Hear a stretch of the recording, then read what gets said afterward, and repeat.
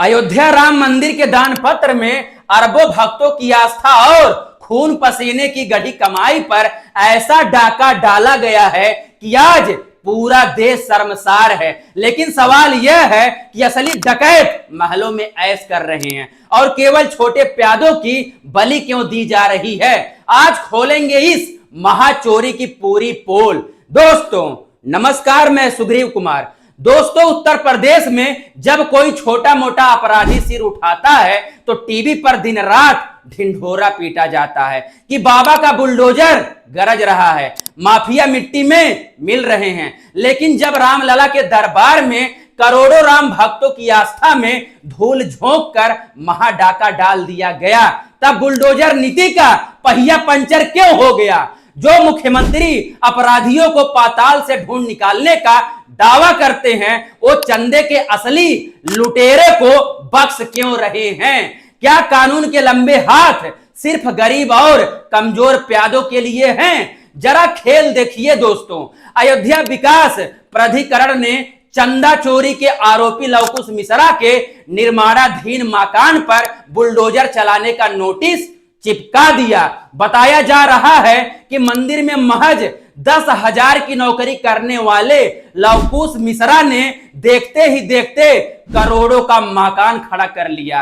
कागजों पर जिसकी रजिस्ट्री 8.8 लाख की दिखाई गई, उसकी असली कीमत 25 लाख से ज्यादा है दोस्तों। लेकिन उसकी पत्नी कैमरे पर आकर कह रही है कि उसे तो कोई नोटिस नहीं मिला है। अच्छा, आपके घर को नोटिस मिला हुआ है?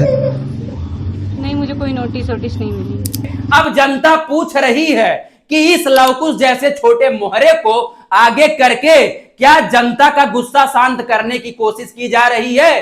क्या बड़े डकैतों को इसलिए बचाया जा रहा है ताकि अगर वे जेल गए तो सत्ता में बैठे कई याकाओं के नाम भी नंगे हो जाएंगे? दोस्तों अब बात करते हैं उनकी जो दिन रात धर्म का धंधा चमकाते हैं। राम मंदिर चंदा चोरी मामले में सोशल मीडिया पर बागेश्वर वाले बाबा धीरेन्द्र शास्त्री का एक बेहद शर्मनाक बयान वायरल हो रहा है। बाबा जी जब तक FIR दर्ज नहीं हुई थी तब तक भीगी बिल्ली बने बैठे थे। अब सामने आकर बड़ी बड़ी बातें कर रहे हैं कि सीता को चुराने वाले रावण का वंश नाश हुआ था, राम जी चोरों को महादंड देंगे। दोस्तों अरे बाबा जी, मैं आपसे कहना चाहता हूं और पूछना चाहता हूं, आपके रहते हुए राम जी के घर में डाका पड़ गया और आप कह रहे हैं कि अगर मैंने नाम बता दिया तो ये लोग मुझे भी निपटा देंगे। अरे बोलो बाबा, जरा जबान तो खोलो। जिस राम के नाम पर आपकी दुकान और धंधा चल रहा है, आज जब उन्हीं के घर में चोरी हुई तो आपके सुर बदल गए। अगर इतने बड़े चमत्कारी बाबा होकर भी आप नाम लेने से डर रहे हैं तो कम से कम चुप रहकर उन करोड़ों भक्तों का अपमान तो मत करो। अंधभक्ति का चश्मा उतारिए।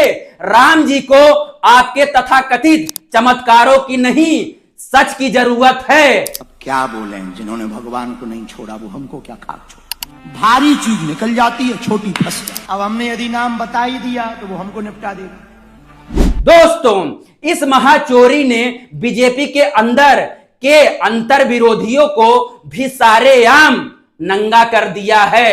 अपनी ही सरकार और पार्टी को आईना दिखाते हुए बीजेपी के बाहुबली नेता बृजभूषण शरण सिंह ने साफ कह दिया है, मैं आज तक राम मंदिर दर्शन करने नहीं गया क्योंकि वहां पहले दिन से ही खेल चल रहा था। यह बात मैं 4 साल पहले ही बोल चुका हूं, जब कोई मुंह खोलने को तैयार नहीं था।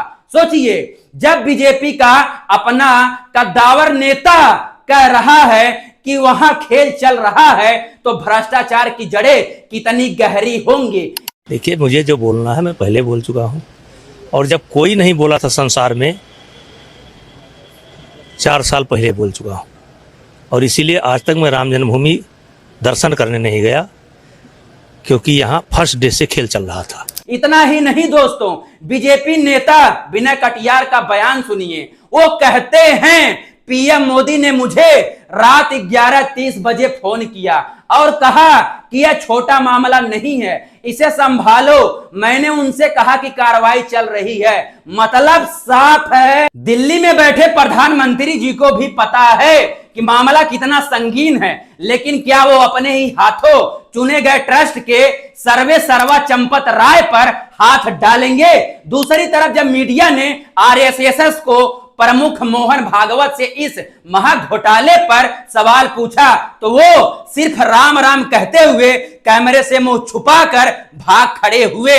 जो संघ खुद को संस्कृति संगठन कहता है, उसके मुखिया आज जवाब देने से कतरा क्यों रहे हैं? दोस्तों, आम आदमी पार्टी के मुखिया अरविंद केजरीवाल और सांसद संजय सिंह ने इस पूरे मामले को लेकर मोदी सरकार को प्रयोगशाला करार दिया है। संजय सिंह ने सबसे बड़ा खुलासा करते हुए कहा है कि जब हमारे लोग जमीनों के घोटाले के पुख्ता कागजात लेकर एसआईटी के सामने गए तो एसआईटी के अधिकारियों ने साफ हाथ खड़े कर दिए हैं कि हम जमीनों के घोटाले की जांच नहीं कर रहे हैं। फिर यह एसआईटी क्या कर रही है? पहले भी कई बार जांच कमेटियां बनी, नतीजा सिफर रहा। इस बार भी सिर्फ लिपापोती का नाटक चल रहा है। कांग्रेस नेता पीसी शर्मा ने तो सीधा आरोप लगाया है कि यह चोरों की वही टीम है जिसे आरएसएस और बीजेपी ने मिलकर तैयार किया है। दोस्तों, वही शिवसेना यूबीटी के सांसद संजय राउत ने केंद्र पर गरजते हुए कहा है कि राम किसी की बपौती या जागीर नहीं है। उन्होंने राहुल गांधी, अखिलेश यादव, ममता बनर्जी और अरविंद केजरीवाल समेत पूरे विपक्ष के साथ अयोध्या कूच करने का ऐलान कर दिया है। साथ ही उन्होंने ऑपरेशन सिंदूर को लेकर सरकार से तीखे सवाल पूछ रहे हैं कि देश के शहीद जवानों की जानकारी पहले सार्वजनिक क्यों नहीं की गई थी। दोस्तों, यह सिर्फ रुपयों पैसों की चोरी नहीं है, यह करोड़ों गरीबों, शोषितों और पीड़ितों की आस्था का कत्ल है। करपात्री जी महाराज ने रोते हुए दावा किया है, कार सेवा में शहीद हुए एक गरीब राम भक्त की विधवा पत्नी ने अपनी सुहाग की आखिरी निशानी अपना मंगलसूत्र दान पत्र में चढ़ा दिया था। इन लुटेरों ने उस लाचार का मंगलसूत्र तक नहीं छोड़ा। आरएसएस के महासचिव दत्तात्रेय होसबाले भी यह मानने पर मजबूर हो गए हैं कि इस घटना ने पूरे समाज और राम भक्तों की भावनाओं को गहरा जख्म दिया है, लेकिन वो इसे एक अपवाद बताकर ठंडे बस्ते में डालना चाहते हैं। तो साथियों, पूरी कहानी एकदम शीशे की तरह साफ है। जब देश के बड़े बड़े लोग और खुद को शेर समझने वाले बाबा नाम लेने से डर रहे हैं तो समझ जाइए कि इस महाचोरी के तार कितने ऊंचे पदों पर बैठे लोगों से जुड़े हैं।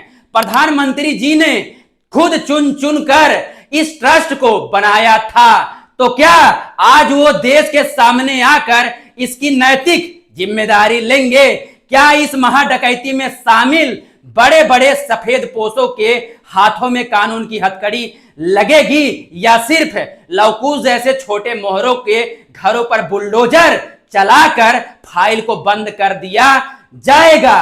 दोस्तों, आपकी इस महाघोटाले और पाखंडी बाबाओं पर क्या राय है? कमेंट बॉक्स में अपनी राय का इनकलाब जरूर दर्ज करें। वीडियो को गांव गांव गली गली तक शेयर करें ताकि जनता को गढ़ी कमाई लूटने वालों का असली चेहरा बेनकाब हो सके। दोस्तों, धन्यवाद। जय हिंद, जय भीम।